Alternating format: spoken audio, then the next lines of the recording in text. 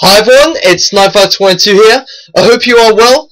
Today we're going to be looking at a very interesting game of chess played by two interesting people played last year. One of them being Magnus Carlsen, the world chess champion, and the other being Bill Gates, who was the founder of Microsoft and is one of the richest men in the world currently.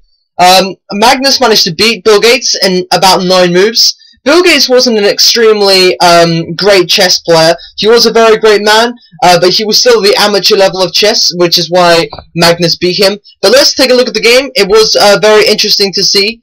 Okay, so Bill Gates started off with e4, the most common opening in chess, and a very good start for him. And Magnus Carlsen actually went ahead with the Nimzowitsch defense in this position. Pretty odd, actually. Magnus would usually play e5, c5, but the Nimzowitsch defense probably wanted to try something new against Bill Gates in this position. Bill Gates now plays his knight out to f3. This is actually, I believe, one of the main lines along with d4. So he's still doing okay, just developing his knight to a very central square. And Magnus goes for ultra-aggressive d5. So this is kind of like a Scandinavian setup now. So this pawn is obviously undefended, and if Bill Gates goes and captures and queen takes knight c3, that's always a good alternative. But Bill Gates' way of defending the pawn in this position, in my opinion, wasn't great. Bishop d3. The only reason I think this move isn't good is because it blocks in this d pawn, and because it blocks in this d pawn, it's obviously going to be a lot harder to get this queen and bishop out. The only reason, though, I think this would have been a better move if the pawn was on d4 in this position.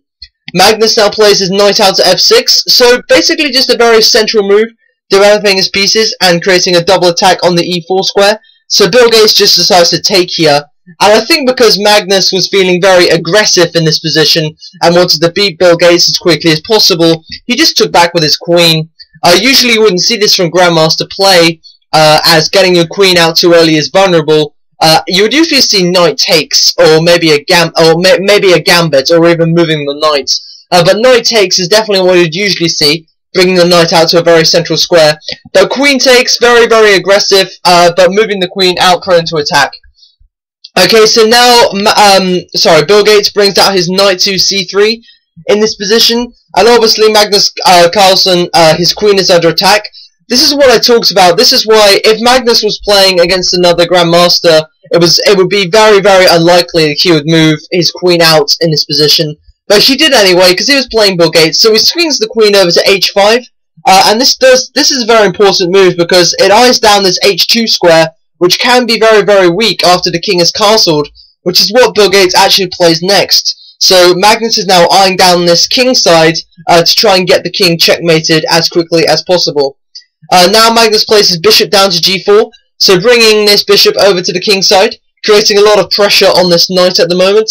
And Bill Gates, he makes an interesting move, actually a pretty good move in this position, just pawn up to h3. Basically Bill Gates is trying to attack the bishop, and force a trade or get some of these pieces out of there.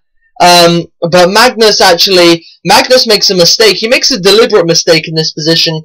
Just because he's playing Bill Gates and he wants to go for an attack, he wouldn't make this move if he was with another Grandmaster. But he moves his knight across to e5. So as you can see now, most of his minor pieces are all over on the attack on the king. And basically what this move does is Bill Gates can actually go into a winning position if he plays it correctly. But he didn't. He went to go and take the bishop in this position. And the main problem with this move is it just opens up the h-file for attack, and it leads Bill Gates into a trap, which I feel a bit sorry for Bill Gates in this position, because after knight takes on g4, you'll notice that this knight up here just looks like a nice piece of material to take.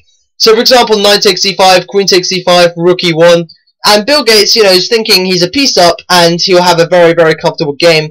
But unfortunately for Bill Gates, after knight takes c5, he didn't see the checkmate on h2 with the queen, leading Magnus to beat him in 9 moves. But I think Bill Gates played very valiantly. There were just the 2 main mistakes, obviously one capturing the knight, and the second one I think just moving this bishop out to d3 at the start of the game, blocking in the d-pawn. But Bill Gates, I respect you a lot for playing Magnus Carlsen. It's an opportunity I would very much like to have. So it's good that you tried it out. And yes, he is the best in the world. Magnus Carlsen, I admire you as well. So yeah, it was a pretty good game. Thanks so much for watching the video, everybody. I hope you have good luck with your chess, and I'll see you next time. Goodbye, everyone.